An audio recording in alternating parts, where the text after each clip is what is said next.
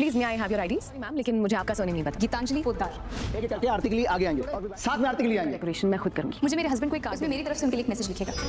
किस्मत ने कहा जाओ के साथ हॉलिडे मनाओ। ये पूरा प्लान गीतांजलि, मुझे कोई आइडिया भी नहीं था कि हम यहाँ आ रहे हैं। हम वैसे भी किसी और रिसोर्ट में रुकने वाले थे, वहाँ लैंडस्लाइड हो गया और ड्राइवर हमें यहाँ ले आया क्योंकि दादी साहब ने मुझे बताया क्यों नहीं कि आप मायरा और अबीरा को लेकर यहाँ आ रही है। क्यों बताया? हमारी बेटी है और मायरा उसकी। मायरा मेरी हमारी कोई नहीं।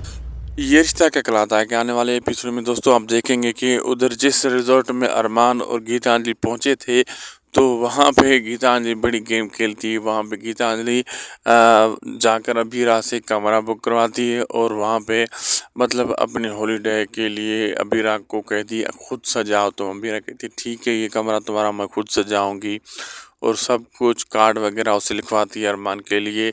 और दादी साहब अरमान को बाहर लेकर जाती है और उससे कहती है बढ़िया आपने गेम के लिए आप नवी नवेली दुल्हन को लेकर पुरानी दुल्हन के रिजॉर्ट में आप पहुंच गए और यहाँ पे आप हॉलीडे मनाने आ गए। अरमान कहता है मुझे नहीं पता था, ये सब प्लान गीतांजलि ने किया था।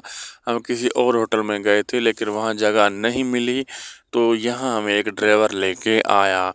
तो आपने हमें बताया क्यों नहीं, आप यहाँ पे रिजॉर्ट ख़रीदा हुआ है। अरमान कहता है कितना आगे दादी साहब कहती है हमारी मर्जी, आपको हम क्यों बताएं, वो हमारी बेटी है अबीरा और अबीरा मायरा उसकी बेटी है। अरमान कहता है वो मायरा मेरी भी बेटी है।